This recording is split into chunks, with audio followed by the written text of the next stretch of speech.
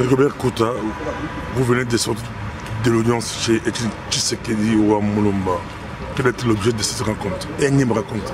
Énième rencontre, voilà, comme vous le dites. D'abord, je pense qu'il s'agissait de remercier le président Tshisekedi pour avoir convié l'ensemble de l'opposition afin de discuter d'une manière saine le problème du Congo.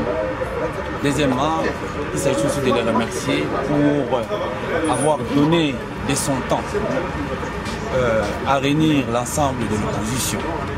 Et enfin, c'était pour confirmer, en tout cas à ce qui nous concerne, nous les alliés de l'IDPS, c'était pour confirmer au président élu qu'il était et qu'il restera le chef de file des forces acquises au changement. Mais aussi, il s'agissait pour le chef des files des forces de changement, M. Étienne Tshisekedi, de nous remercier pour avoir pris un peu de notre temps afin que l'on discute des problèmes qui se passent au Congo. Il s'agissait aussi pour le président élu de nous remettre les certificats de participation au conclave de Genève, certificats que vous voyez qui confirment que nous avons participé à ces conclaves.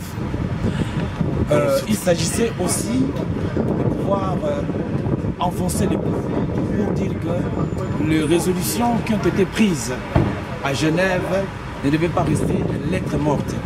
Il fallait que sur le terrain, que cela se sente. Parce que la population tout entière, les pays tout entiers, la communauté internationale attend que ces résolutions se réalisent. Voilà en gros la raison de notre visite auprès de M. Étienne Tshisekedi. La suite des événements? Écoutez, la suite des événements maintenant, il s'agit d'abord de mettre en place le comité exécutif. Parce que, comme vous le savez, on a déjà mis en place le conseil des sages. Maintenant, il faudra mettre en place un comité exécutif, un comité de coordination. Mais la suite, c'est surtout, il ne faudra pas que toutes ces résolutions restent lettres mortes. Il faudra que chaque parti de force acquise au changement, chaque plateforme aille auprès du public, auprès de la communauté internationale, expliquer le vrai sens de ces résolutions.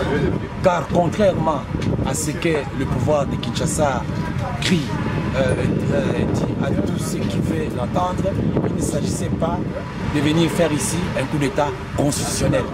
Il s'agissait ici de venir baliser les voies qui doivent conduire notre pays aux élections, aux vraies élections et à la démocratie. Merci. Merci, monsieur.